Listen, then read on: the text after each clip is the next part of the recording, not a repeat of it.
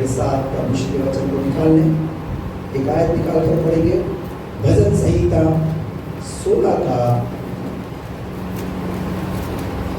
10 पद। भजन संहिता 16 का 10 पद।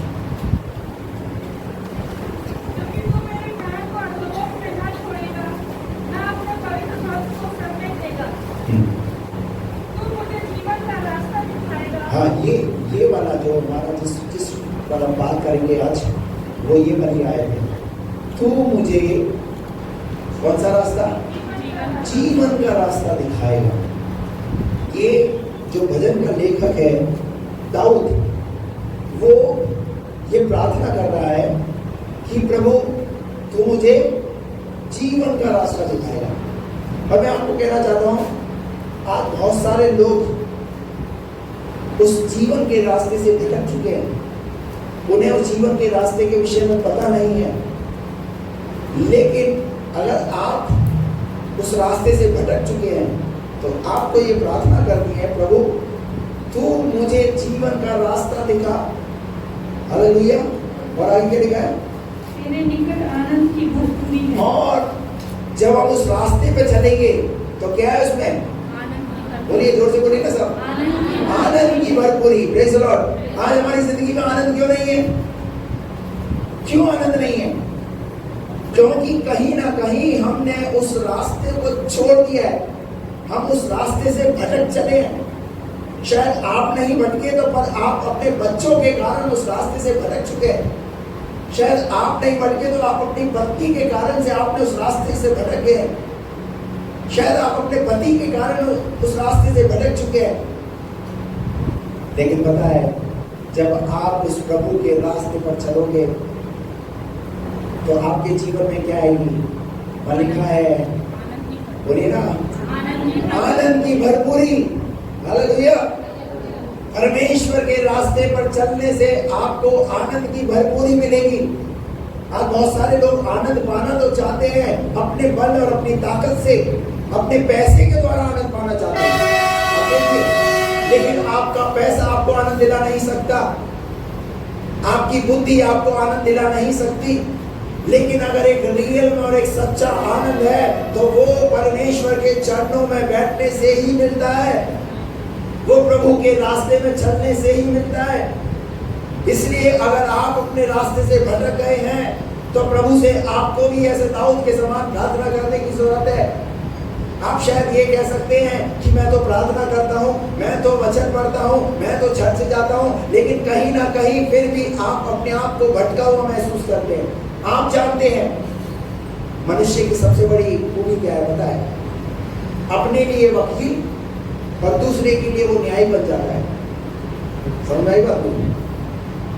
जब अपने जीवन में कमी देखता है तो क्या बन जाएगा? वकील बन जाएगा, उसके लिए खड़ा हो जाएगा, लड़ेगा।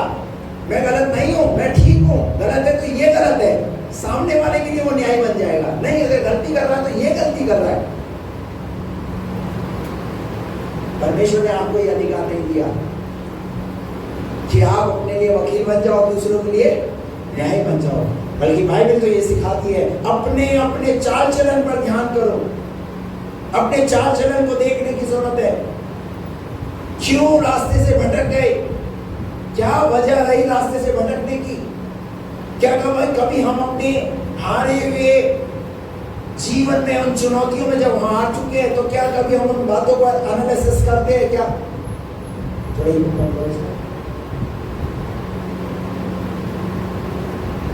हमें अपनी हार पर ध्यान देने की जरूरत है।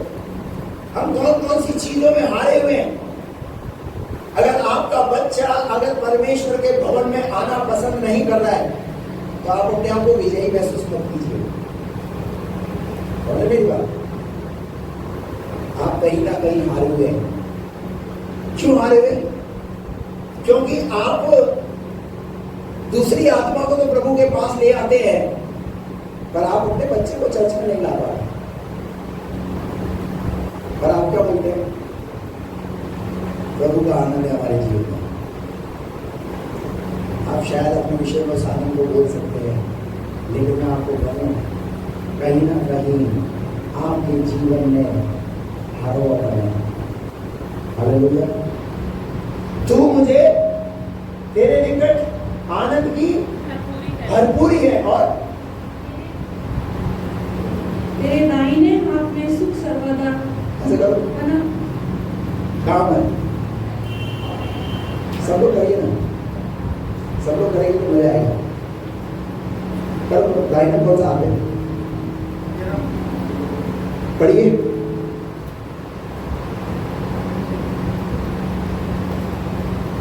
तेरे दाहिने हाथ में सुख सर्वदा बना रहता है। क्या बना रहता है? कहाँ पर? आपको पता है? वचन क्या है? आपके हाथ में, और कौन सा? दाहिने हाथ में क्या बना रहेगा? सुख सर्वदा बना रहेगा। नहीं सुनो, आप महसूस करेंगे कि परमेश्वर ने मुझे सुख दिया है और वो सुख मेरे साथ बना आता जाता नहीं रहता। बहुत थोड़ी चीज क्या है? आता है और ध्यान रखना, जो सुख प्रभु देता है ना, उसमें तुम मिला हुआ नहीं होता। हालेलुया। जब प्रभु सुख देगा उसमें दुख मिला हुआ नहीं होगा, उसमें आनंद की भरपूरी होगी। और वो जो सुख आपके जीवन में होगा वो आएगा और जाएगा, आएगा और जाएगा। ऐसा नहीं लिखा, यह लिखा है वो सुख आपके जीवन में सर्वदा बना रहेगा। जब तक आप इस धरती पर हैं तब तक वो सुख आपके जीवन में बना रहेगा। आज बहुतों के जीवन में सुख क्यों नहीं है? क्योंकि कहीं ना कहीं उन्होंने परमेश्वर को छोड़ दिया है। कहीं ना कहीं जैसा परमेश्वर उनके जीवन में कुछ करना चाहता है वैसा उन्होंने अपने आप को समर्पित नहीं किया है। जैसे मिट्टी कुम्हार के हाथों में अपने आप को समर्पित कर देती है, मैं आपको कहना चाहता हूँ आपको भी आपके परमेश्वर के सामने अपने आप को ऐसे समर्पित करना पड़ेगा, उसे देना पड़ेगा और कहना पड़ेगा, प्रभु आप जैसे चाहते हैं वैसे मुझे बनाइए। आप समर्पित कीजिए, सुख सर्वदा बना रहेगा। आपके दाहिने हाथ में वो सुख सर्वदा बना रहेगा और आप देखेंगे। और पता है जब हम देते हैं तो कैसे देते हैं? जब हम देते हैं तो क्या करते हैं? क्या इस्तेमाल करते हैं? मान लीजिए अगर पैसा मिल रहा तो क्या करेंगे? ये दाहिना हाथ दूसरों की मदद के लिए क्या करता है? जब किसी गरीब को खाना देते हैं तो कैसे देते हैं? हाथ बढ़ाकर। जब किसी को कपड़े देते हैं तो कैसे देते हैं? जब किसी को गिफ्ट देते हैं तो कैसे देते हैं? हालेलुया। मैं आपको कहना चाहता हूँ परमेश्वर आपको ऐसा आशीषित करेगा, आपके हाथों को ऐसा आशीषित करेगा कि आप देने वाले बन जाएंगे।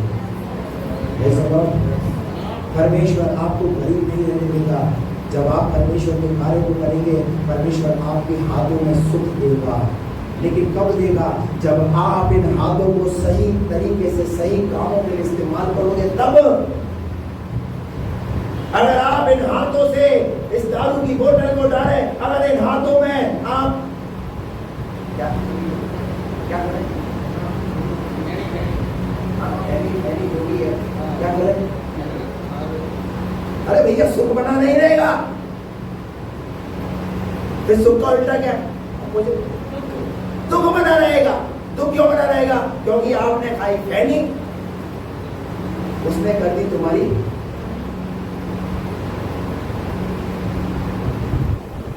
सुख बना नहीं रहेगा। अगर सुख चाहते हैं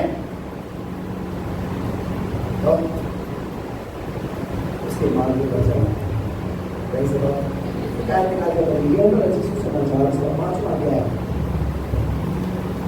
5:40 और 40 पर यीशु मसीह ने क्या कहा? 5 का 39 और 40। तुम पवित्र शास्त्र में ढूंढते हो, तुम पवित्र शास्त्र में ढूंढते हो क्योंकि समझते हो और समझते भी हो कि उसमें अनंत जीवन तुम्हें मिलता है। अभी मैं पूछूंगा आपका कितने पवित्र शास्त्र पढ़ते हैं? हेलो, कितनी देर पढ़ते हैं? उससे क्या समझते हैं? बताइए। यीशु मसीह ने क्या बोला? तुम पवित्र शास्त्र में ढूंढते हो। पवित्र शास्त्र में हम क्या ढूंढते हैं? हम हमारे मन पसंद की बातों को पवित्र शास्त्र में नहीं है। और बाइबल पढ़ते हैं तो बाइबल ऐसे बंद होती है और उस बंद बाइबल में हम लोग ऐसे बोलते हैं, प्रभु आज मुझसे बात करो, क्या उठ, देर क्यों करता है, फांसी लगा ली। नहीं नहीं नहीं प्रभु, ये वचन मेरे लिए नहीं है, कुछ अलग तरीके से बात करो, आशीषित तरीके से बात करो।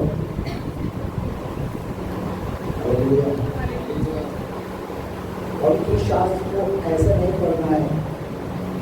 यीशु मसीह ने कहा तुम पवित्र शास्त्र में पढ़ते हो और क्योंकि समझते हो कि और क्या अनंत जीवन तुम्हें और क्या मिलता है और समझते हो।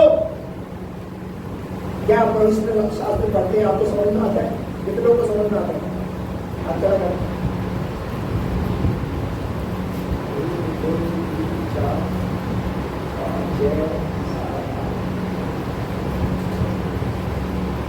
बाकी लोगों को नहीं समझ में आता।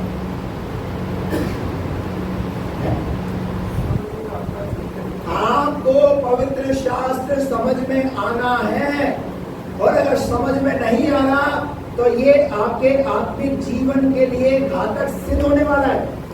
मैं आपको बताऊं, क्योंकि बाइबल में लिखा है एक व्यक्ति क्या नाम है, यरीहो से, अल्लाह का मंत्री, एक मंत्री है, कहाँ जा रहा है? इथोपिया का रहने वाला। काय के लिए जा रहा है? थोड़ा सा आवाज करो। आराधना के लिए जा रहा है और आराधना करके वापस अपने घर की तरफ लौट रहा है। हालेलुया। और बाइबल ऐसा कहती है जब वो अपने घर की तरफ लौट रहा था तो वो ऊपर वाला है कौन देखा, बाइबल खोल के बैठा हुआ है। बाइबल भी खोल रखी है, रथ में तो बैठा है, क्योंकि खुले रथ में बैठा हुआ है और खुले रथ में जो बैठा हुआ है तो थोड़ी देर बाइबल पढ़ेगा, थोड़ी देर से कोई दूसरा व्हीकल निकलेगा, कोई साधन निकलेगा तो उसको देखना शुरू कर देगा। आज बहुतों का हाल ऐसे ही है। जब बाइबल पढ़ते हैं तो जिस तरीके से पढ़ना है उस तरीके से समझ में आती। और जब मैं बाइबल को समझाने की बात करता हूं कि मैं आपके घर आकर आपको परमेश्वर के वचन से सिखाऊंगा, समझाऊंगा, उसके लिए भी तैयार हो। तुम पवित्र शास्त्र में ढूंढते हो और क्योंकि समझते हो कि उसमें अनंत जीवन तुम्हें मिलता है। मसीह ने तो कहा भाई, तुम पढ़ते हो और समझते हो कि अनंत जीवन कहाँ मिलता है? अनंत जीवन कहाँ मिलता है? वचन को पढ़ने के द्वारा। हालेलुया। लेकिन बहुत सारे लोग फिर भी बाइबल नहीं पढ़ते, फिर भी उसके अनुसार नहीं चलते। मैं आपको बता रहा हूं, मैं अपने विषय पर ही हूं। आप उस मार्ग को अगर बाइबल नहीं पढ़ रहे तो कहीं ना कहीं आपने उस मार्ग को छोड़ दिया है, उस मार्ग से भटक चुके हैं। आपके नियत कार्यों के अंदर मैं कहना चाहता हूं, आप अपने अंदर जो नियत कार्य करते हैं ना, सुबह उठने के साथ ब्रश, ये नियत कार्य में डेली करते हैं। कितने लोग डेली ब्रश करते हैं? कितने लोग संडे के संडे करते हैं? वो हाथ वाला संडे के संडे वाले हैं, संडे के संडे आलोक नहीं करते हैं, सिर्फ संडे के संडे है। ध्यान से सुनो ना भाई। मैं सोचा वहां देखो एक व्यक्ति ऐसा भी जो संडे को संडे करता है, चलो धन्यवाद, तो संडे को करके आता है। भैया डेली ब्रश करना है, यही बात सिखाने के लिए। यानी कहने का मतलब ये है कि आप अपने जीवन में नियत कार्य जो करते हैं वो आपकी एक आदत बन जाता है। जो डॉक्टर साहब चाहिए, मान लीजिए किसी को अगर बीपी की बीमारी है, किसी को शुगर की बीमारी है, और उसके बाद में वो जो गोलियां हैं वो उसकी आदत में आ जाते हैं, वो उसकी आदत बन जाते हैं कि मुझे बीपी की गोली लेनी है, मुझे शुगर की गोली। लेकिन जब परमेश्वर के भवन में आते हैं, जब परमेश्वर के वचन की बात आती है तो वो नियत कार्य में नहीं होता। हम उसे अपने नियत कार्य में शामिल नहीं करते। सब काम करेंगे, वचन की बात आएगी जब वचन को नहीं करेंगे, ब्रश करेंगे, नाश्ता करेंगे, नहाएंगे, बालों में शैम्पू लगाएंगे, कपड़े पहनेंगे, वो सब नियत कार्यों में।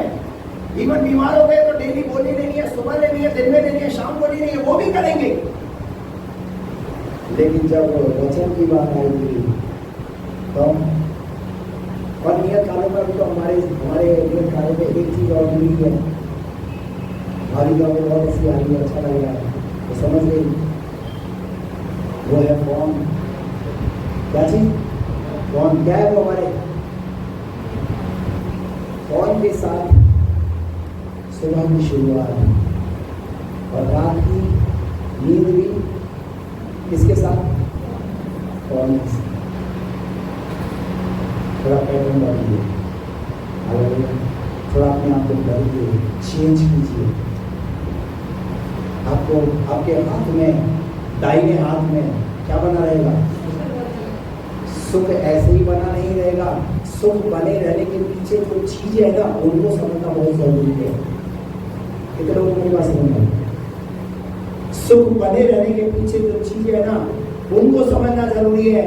और जब आप उन चीजों को समझ जाओगे, आपको पादरी से प्रार्थना करने की जरूरत नहीं पड़ेगी, खुद आप परमेश्वर से आशीषों को पाने वाले बन जाओगे। इसलिए तो आपको परमेश्वर का वचन सिखाया जाता है, इसलिए तो परमेश्वर के वचन की बातें आपके अंदर डाली जाती है। अब बताइए, एक छोटा बच्चा होता है, उस बच्चे को क्या करते हैं? जब तक वो स्कूल में पढ़ता है, माता पिता उसे संभालते हैं, कॉलेज में पढ़ता है, माता पिता उसे संभालते हैं। लेकिन वही बच्चा एक दिन जब वो नौकरी में लग जाता है, क्या करते हैं? फिर वो बोलता है कि पापा का शुक्र लेना, ऐसे बोलता है। क्या करता है? अब उसे पापा की जरूरत नहीं है, अब वो खुद सक्षम है, वो कमा सकता है, वो अपना पेट भर सकता है, और इतना नहीं, वो अपने परिवार के लोगों को भी संभाल सकता है। क्यों? एक समय था उसे जरूरत थी। ऐसे ही मैं आपको कहना चाहता हूँ, एक समय आपको अभी परमेश्वर के वचन की जरूरत है, लेकिन मैं आपको कहना चाहता हूँ, एक समय ऐसा भी आएगा, आप खुद परमेश्वर के वचन को खुद सीखने वाले भी सिखाने वाले बनेंगे। हालेलुया।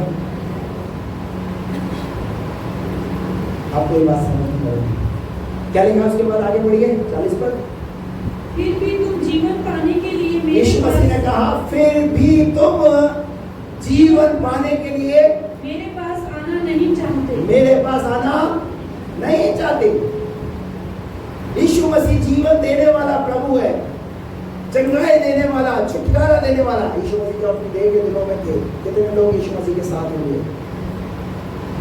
केवल शास्त्री और फरीसियों का काम क्या हो गया? धंधा क्या हो गया? बंद हो गया। अब लोग किसके पीछे चलने लगे?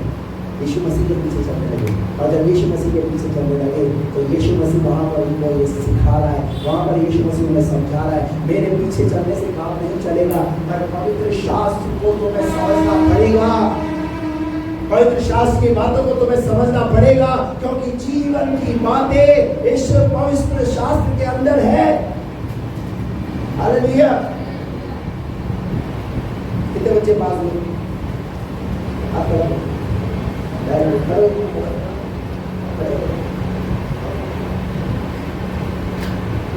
जोरदार ताली बजाकर प्रभु को धन्यवाद करना चाहिए। प्रभु ने हमारे बच्चों को पास किया, प्रभु को महिमा मिली। हालेलुया। God bless you. बेटा आप सब बैठ जाए। बताइए पास क्यों हुए? क्यों पास हुए? क्योंकि इन्होंने पढ़ाई की है। और पढ़ाई कब की है? एग्जाम का टाइम था तब पढ़ाई की है। पूरा कोर्स कंप्लीट किया है, प्रतिदिन बुक्स लेकर बैठते थे। कुछ लोग तो प्रभु के अनुग्रह पर, जैसे कि मैं 10वीं फेल, जब एग्जाम का समय होता था ना, तब मैं मेरे दोस्त के साथ गया, नहीं पढ़ता था, दोस्त के साथ पढ़ता था। थोड़ी देर पढ़ाई करी, थोड़ी देर दोस्त के साथ मस्ती करी, और फिर मेरा रिजल्ट बोलिए ना, मेरा रिजल्ट 10वीं। तो मैं ये नहीं कह रहा हूँ कि मुझे मैं ये बात बताना मांग रहा हूँ कि पढ़ना है। हालेलुया। ये तो परमेश्वर का ऐसा अनुग्रह हुआ 10वीं फेल के बाद भी मेरे हाथ में माइक आ गया। हालेलुया, ये तो परमेश्वर का ही अनुग्रह है। और आज आप देखो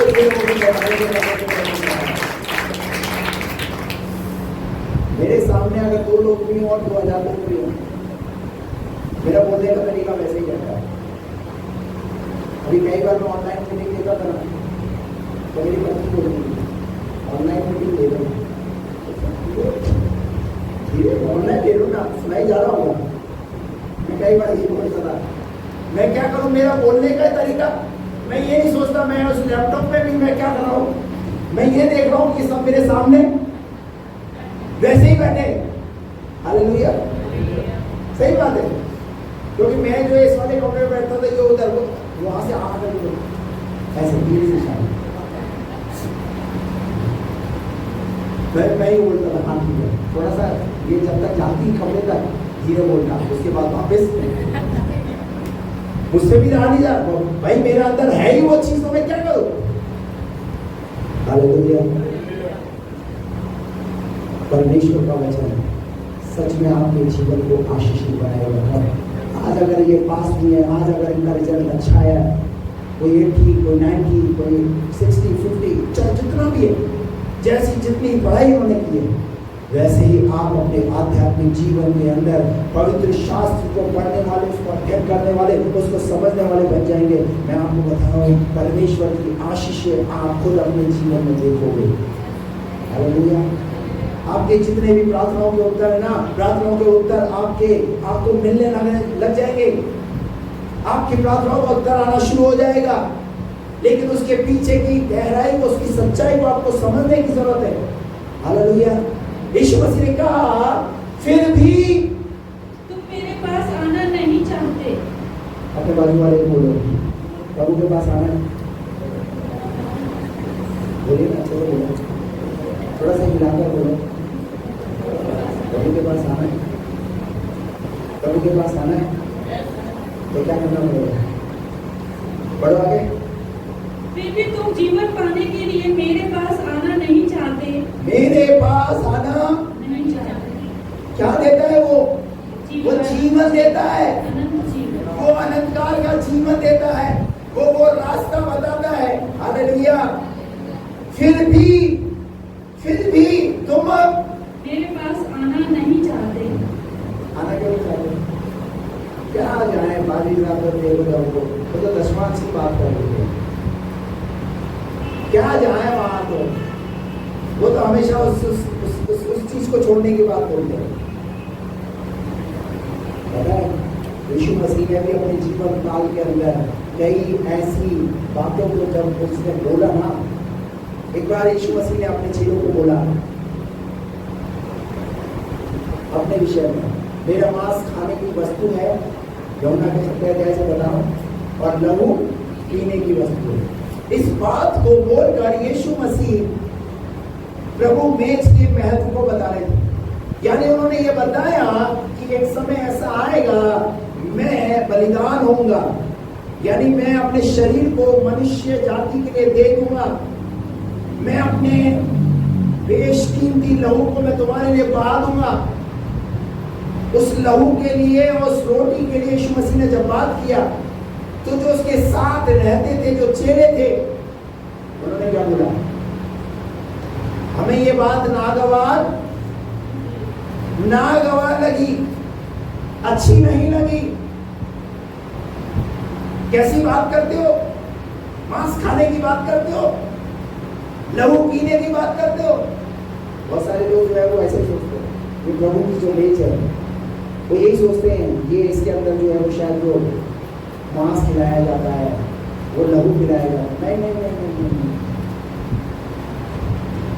आत्मिक व्यक्ति आत्मिक बातों को समझता है, शारीरिक व्यक्ति आत्मिक बातों को, तो आपको क्या करना पड़ेगा, आपको आत्मिक बनना पड़ेगा। क्योंकि बाइबल जो है ना, वो शारीरिक पुस्तक नहीं है, ये आत्मिक पुस्तक है। और इसका रिकॉर्ड है, गिनीज वर्ल्ड रिकॉर्ड है कि सबसे ज्यादा बिकने वाली, छपने वाली, पढ़ी जाने वाली अगर कोई पुस्तक है तो वो है बाइबल। हालेलुया, हालेलुया का मतलब शादी में बंगला बहुत आता है, प्रभु की स्तुति करने में कंजूसी नहीं आता है, प्रभु की स्तुति का बोला करेगी। कोई बात आपको अच्छी लगती है बोले उसको, हालेलुया। तो क्यों है पता है ऐसा? क्योंकि यीशु मसीह उनको इस महत्व को सिखा रहा है। आज मैं आपको परमेश्वर के वचन से उन बातों को सिखा रहा हूं जैसे उस जमाने में यीशु मसीह सिखाता था। मार्ग की बात कर रहा है, आपको मार्ग से भटकना नहीं है, उस मार्ग पर बने रहना है। हालेलुया। ट्रेन जो होती है ना, ट्रेन, हेलो, ट्रेन, कितने लोग ट्रेन को देखा चलते हुए? ट्रेन जो होती है वो क्या हर किसी ट्रैक पे चलना शुरू कर देती है क्या? उसका एक ट्रैक होता है। हालेलुया। पता है अगर वो बोले तो क्या होगा पता है? एक्सीडेंट हो जाएगा। क्यों एक्सीडेंट हो जाएगा? क्योंकि उसने अपनी मर्जी से ट्रैक को चेंज किया। आपको अपनी लाइफ में ये बात सीखनी और समझनी पड़ेगी। जिस ट्रैक पर चलने के लिए प्रभु कह रहा है, जिस मार्ग पे प्रभु चलने के लिए कह रहा है, उसमें चलते रहो तो मंजिल तक पहुंचोगे। अन्यथा आपने अगर अपने बल से, अपनी ताकत से ट्रैक बदलने का प्रयास किया या किसी दूसरे ट्रैक पर घुसने का प्रयास किया तो आपको नुकसान उठाना पड़ सकता है। पर ट्रेन में कितने यात्री होते हैं? किसकी गलती से ट्रेन एक्सीडेंट होगी बताइए? किसकी गलती से? ड्राइवर की गलती की वजह से। जो ड्राइवर है अगर उसने ट्रेन चेंज किया, उसकी गलती से हजारों यात्री जो ट्रेन में बैठे हुए हैं वो सब के सब मारे जा सकते हैं। मैं आपको कहना चाहता हूं, अगर आप परिवार के मुखिया हैं और आप प्रभु को जानते हैं और आपने अगर ट्रेन चेंज किया, आपकी वजह से आपका परिवार मुसीबत में जा सकता है। बल्कि आपको उस ट्रैक में बने रहना है और जितने आपके पीछे हैं आपको मंजिल तक पहुंचाना है। अब आप बताइए उस ट्रेन के अंदर कैसे कैसे लोग बैठे होते हैं? कुछ अच्छे लोग होते हैं, कुछ पीने वाले लोग भी होते हैं, कुछ और गलत काम करने वाले भी होते हैं। लेकिन पता है ड्राइवर का काम है इन सबको चाहिए कुछ भी कर रहे हैं, मुझे तो मंजिल तक पहुंचाना है। हालेलुया। इन्हें मंजिल तक लेकर के जाना है, इन्हें सुरक्षित रखना है। मैं आपको कहना चाहता हूँ कि आपको भी उस ड्राइवर के समान आपको उस मंजिल तक अपने परिवार को लेकर के पहुंचने की जरूरत है। कब किसके जीवन में कैसे प्रभु बदलेगा वो प्रभु का काम है। आप ट्रैक से भटकिए मत, अलग मत जाइए, उस ट्रैक पे बने रहिए। हालेलुया। यीशु मसीह ने कहा फिर भी तुम जीवन पाने के लिए मेरे पास आना नहीं चाहते। आप देखिए क्या ये अच्छी बात है या दुखद बात है? वो खुद स्वर्ग छोड़कर इस धरती पर आया जीवन की बातों को लेने के लिए। जिन 70 चेलों को यीशु मसीह ने कहा मेरा मांस खाने की वस्तु है, मेरा लहू पीने की वस्तु है, उनमें से 58 चेले उल्टे चले गए। कितने? अब बच्चे कितने? 12। सुनिए 12 लोग तक सुनिए, निकालिए मेरे साथ यूहन्ना रचित सुसमाचार उसका 6वां अध्याय। मैं 12 लोग तक को सुनाना चाहता हूँ आपको। आप देखिए आप कौन सी वाली भीड़ के अंदर है। 6:66 इस पर उसके चेलों में से बहुत से उल्टे फिर गए। उल्टे फिरने का मतलब क्या है? उसे छोड़कर चले गए। बहुत सारे लोग क्या होते हैं? छोड़कर नहीं आज 2 घंटे हो गए, 4 घंटे हो गए। कई लोग क्या करते हैं? प्रभु को छोड़कर चले जाते हैं। आगे चले गए और उसके बाद उसके साथ ना चले। आगे तब यीशु ने उन 12 से कहा, किससे कहा? जो 12 वहां खड़े थे बाकी के वो धीरे धीरे कोई निकल गया। कई बार होता है ना जब प्रार्थना के लिए आह्वान किया जाता है, क्या ये प्रार्थना कराएंगे, तो कई लोग तो खड़े रहते हैं, फिर वो देखते हैं, अच्छा हो जा रहा है, चलो मैं भी चलता, अच्छा वो भाई आ गया, चलो मैं भी चलता हूँ। होता है कई बार ऐसे, एक दूसरे को देखा देखी क्या करते। जब प्रभु बात करेगा तो प्रभु की आवाज को सुन लेगा, देखा देखी नहीं, भेड़ चाल में नहीं चलना। पता है कुछ ऐसे जो लोग होंगे ना, उन्होंने देखा होगा यार ये मुझे लेकर के आएगा, ये नहीं आना चाहिए, तो मैं भी जाना नहीं चाहता। अब आपको पता नहीं उसके जीवन में क्या परिस्थिति रही है, उसने क्यों आना बंद करा है, पर उसको देखा देखी आपने भी क्या कर दिया, देखा देखी नहीं। अगर आपने सच में प्रभु का स्वाद चखा है ना, तो प्रभु के पीछे सच्चाई के साथ चलना। हालेलुया। 58 चेले उल्टे चले गए और उसके बाद उसके साथ फिर कभी ना चले। आगे तब यीशु ने उन 12 से कहा, क्या तुम भी चले जाना चाहते हो? सुनो, चलेगा 12 ऐसे खड़े होंगे, 1 2 3 4 5 6 7 8 9 10 11 12। यीशु मसीह ने ऐसे खड़े होकर उनके सामने उनको बोला, तुम भी अगर जाना चाहते हो, पीछे रास्ता बताया हुआ, तुम भी जा सकते हो। क्या बोला, तुम भी जाना चाहते हो तो जाना चाहते हो, छोड़ना है कोई बात, मैं जोर जबरदस्ती नहीं करूँगा। एक जवान लड़का यीशु मसीह के पास आया और आके कहने लगा, मैं निकाल का जीवन पाना चाहता हूँ। क्या हुआ, जब यीशु मसीह ने उसे सिखाया, जब बातें की, तो उसे धन छोड़ने वाली बात कही तो वो चला गया। यीशु मसीह जबरदस्ती नहीं करता, हालेलुया, जोर जबरदस्ती नहीं करता, वो आपके ऊपर डिपेंड करता है। आप उसे कितना समझते हैं, आपने उसे कितना जाना है। पर पता है इन 12 ने यीशु मसीह को नजदीकी से देखा है। हालेलुया।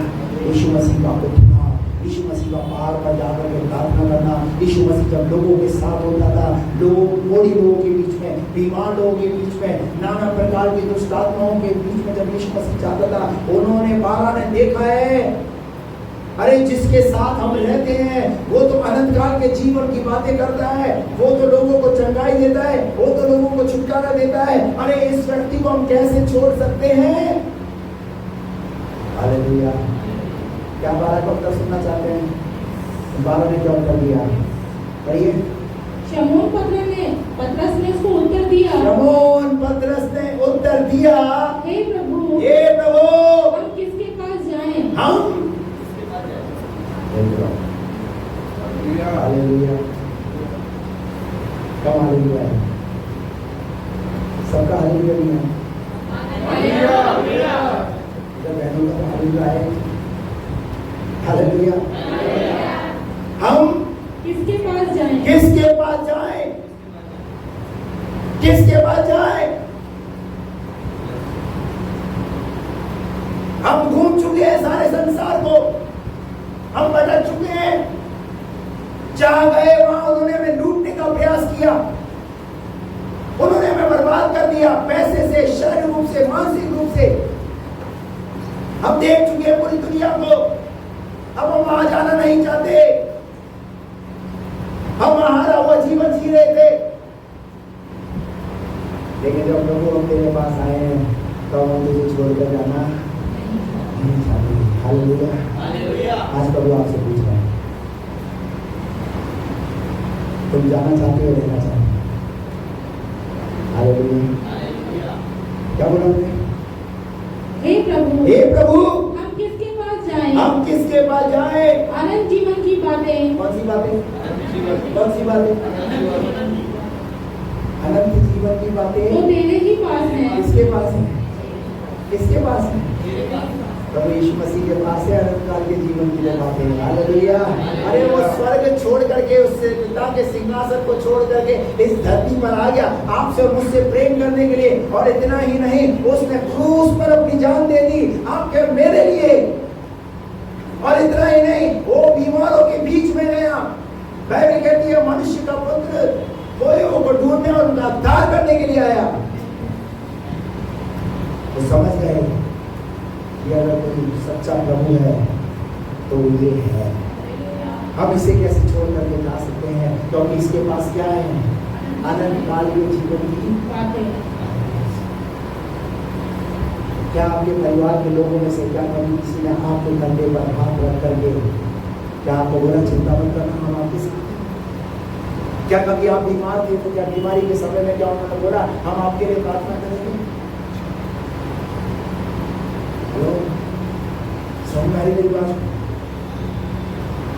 यीशु मसीह ने उनके जीवन में ऐसे काम किए जिसकी वजह से वो यीशु के क्या हो गए? दीवाने। हालेलुया। यीशु के साथ अगर जीना है तो कैसे जीना है? तो सच्ची दीवानगी के साथ जीना है। Praise the Lord. हालेलुया। हम किसके पास जाए?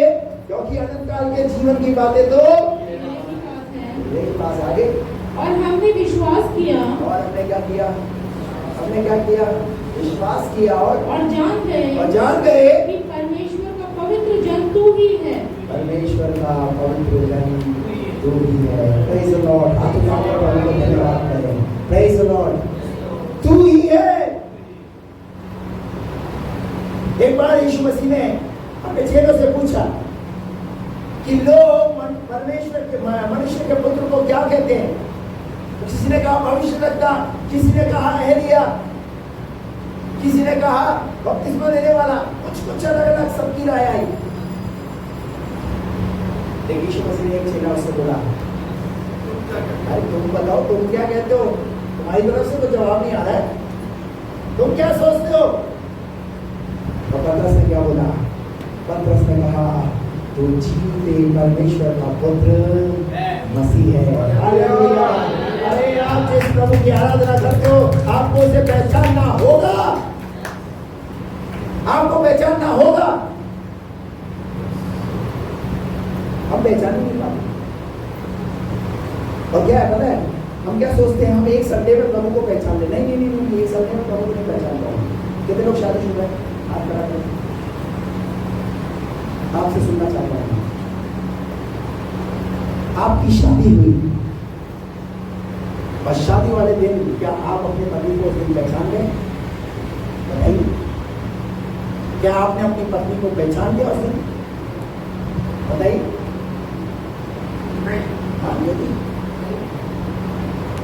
पता है क्या है? अभी तक सही बताऊं मैं आपको, अभी तक नहीं पहचान पाए है। शौकी जोर से बोलो ना, डरो मत, चिंता मत, कुछ नहीं बोलेगी गजा। अभी तक नहीं, पर जब चर्च आते तो नहीं आए यार, कुछ हुआ नहीं यार। अरे एक संडे कैसे प्रभु को पहचान लोगे? चलो तो सब सही। क्या एक संडे पहचान जाएंगे? क्या 2 संडे पहचान जाएंगे? क्या 3 संडे पहचान जाएंगे? अरे जब आप अपने घर के अंदर अपने रिश्तों में, जिन रिश्तों में आप बंधे हो, मैं कहता हूँ आप माँ बाप में आप अपने बच्चों को नहीं पहचान पाते। शायद वो बच्चा आपके साथ घर में अच्छे से रहता है, पर बाहर की दुनिया में कैसा जीवन जी रहा आपको पता नहीं। रात को 2 बजे आ रहा, 4 बजे आ रहा, क्या आपको पता है? दारू पी रहा है, गुटखा खा रहा है, तंबाकू पी रहा है, क्या खा रहा है? पहचान जाते हैं।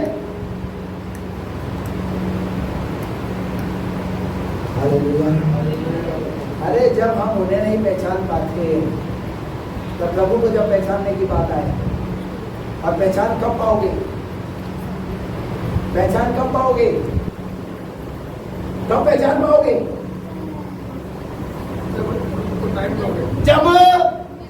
जब समय दोगे, जब साथ रहोगे, तब आपस में आप एक दूसरे को पहचान पाते हैं।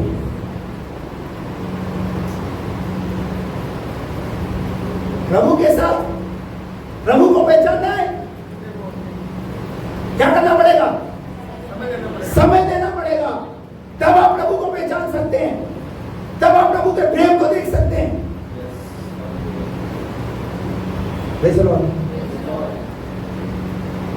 आप जब समय दोगे ना तो आप अपने प्रभु को भी पहचान जाओगे कि वो आपसे कितना प्यार करता है। उसने आपके लिए अपने कीमती लहू को बहाया, उसे से लहू बहाने की जरूरत नहीं थी, लेकिन स्वर्ग छोड़ करके आया। उसने कहा कि पिता, अगर मनुष्य जाति को अगर पाप से आजाद करना है, अगर मेरा लहू भी बहाना पड़े तो मैं अपने कीमती लहू को बहा दूंगा। हालेलुया। और पता है यीशु मसीह की सौगात जो यहाँ पे मैंने बोल दिया कि आप मुझे छोड़कर जाना नहीं चाहते, पर एक समय ऐसा आया जब यीशु मसीह को क्रूस पर चढ़ाया गया, तो बताइए कितने चेले थे? एक चेले को छोड़ सब छोड़कर चले गए। हालेलुया। तो कितने लोगों ने पहचाना?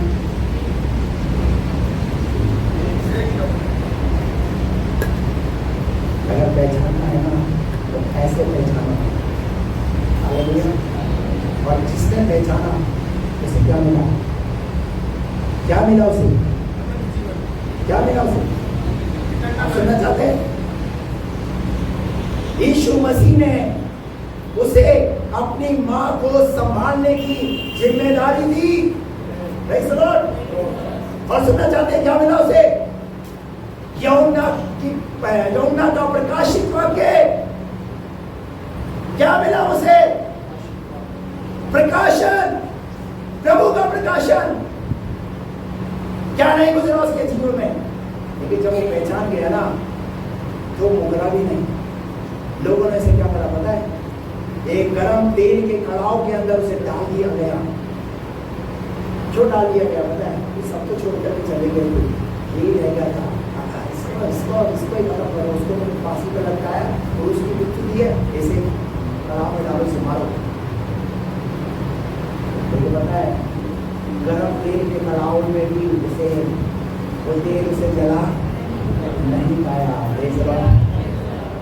ये पहचानने का रिजल्ट। उसके बाद वहां से निकाला उसे एक ऐसी खाल खोटने वाली जगह पे पतमस नाम टापू में ले जा करके वहां उसे छोड़ दिया गया, जहां कोई इंसान क्या परिंदा भी पर नहीं मारता। एक ऐसी जगह पर ले जा करके उसे छोड़ दिया। सोचा कि ना खाना मिलेगा ना पानी मिलेगा, ये मर जाएगा।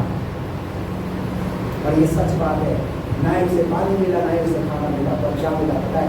उसे प्रकाशन मिला। Praise the Lord। हालेलुया। यीशु मसीह ने क्या बोला?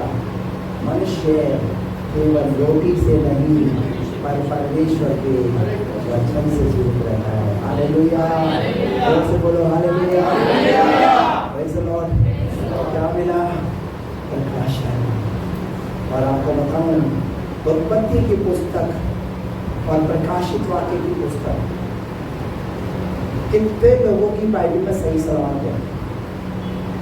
हेलो, सही सलामत है?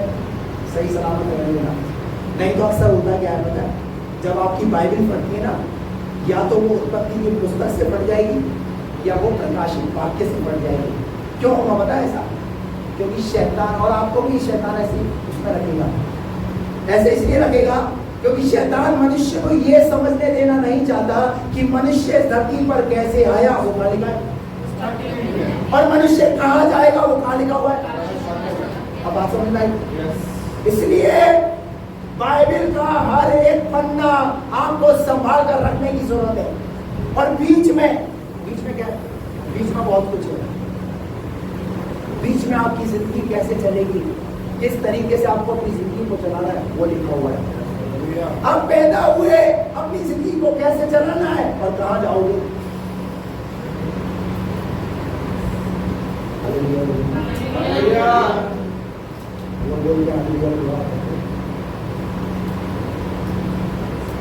समझ गए?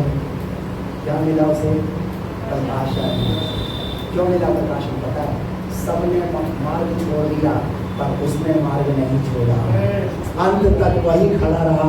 और बाइबल के अंदर यूहन्ना का प्रकाशित वाक्य, आप उस पुस्तक को जब आप पढ़ते हैं ना तो कई लोग बोलते हैं समझ में नहीं आता, ये 7 दूत, 7 दीवर, 7 तारे, ये क्या है, कुछ समझ में नहीं आ रहा।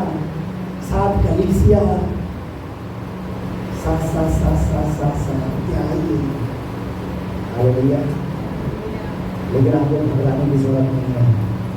जब आप उसे पहचान जाओगे तो प्रकाशित वाक्य भी आपको समझ में आ जाएगा। हालेलुया। मार्ग से भटके, मार्ग पर बने रहिए। Praise the Lord. यूहन्ना मार्ग पर बना रहा, प्रकाशन मिला उसे। तेरे हाथ में ऐसे करो, तेरे हाथ में क्या चीज? सुख। सुख अगर आज बना हुआ नहीं है तो क्यों नहीं बना हुआ है? चेक कीजिए, क्यों मेरे घर में सुख बना हुआ क्यों नहीं है? मेरे परिवार में सुख क्यों बना हुआ नहीं है? बार बार बीमारियां आकर मेरे घर को जकड़ लेती हैं। मैं आर्थिक तंगी से होकर के गुजर रहा हूं, मुसीबतों से होकर गुजर रहा हूं। चेक कीजिए, वचन तो कह रहा है जब आप प्रभु के मार्ग पर बने रहेंगे, आनंद की भरपूरी होगी। और अगली बात, तेरे हाथ में सुख सर्वदा, सर्वदा। जब तक तू धरती पर जीवित रहेगा तब तक तेरे जीवन में सुख बना रहेगा। एक बार पतरस जब नाव में था तो आंधी और तूफान की वजह से नाव क्या होने लगी? डूबने लगी। जब डूबने लगी तो एक आवाज पतरस के कानों में आई, डर मत, आ। क्या बताई? देखा, ये तो मेरे प्रभु की। आगे कदम किसने बढ़ाया? क्या उस आवाज को और चेलों ने नहीं सुना होगा? नहीं सुना होगा? सुना सबने होगा, पर पहचान कौन पाया? एक। और जो पहचान पाया वो क्या करने लगा? हेलो, कितने लोग पानी में चले? आप क्या करो? क्या पानी में चले? पानी पे क्या, हम तो वो छत की जो बाउंड्री होती है ना, उस पे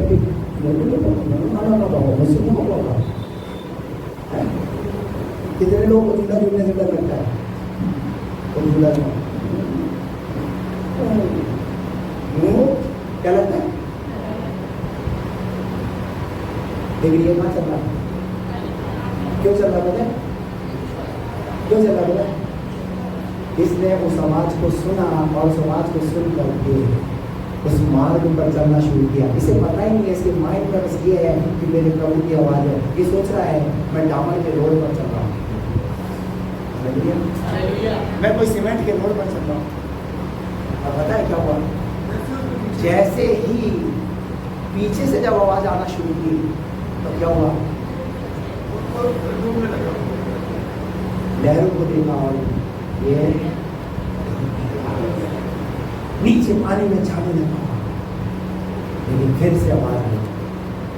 कई बार आपके जीवन में भी ऐसा होता है, अच्छे खासे आप लोगों में चल रहे होते हैं, अच्छा लगता है, लेकिन कई चीजें आपको क्या करना शुरू कर देती है?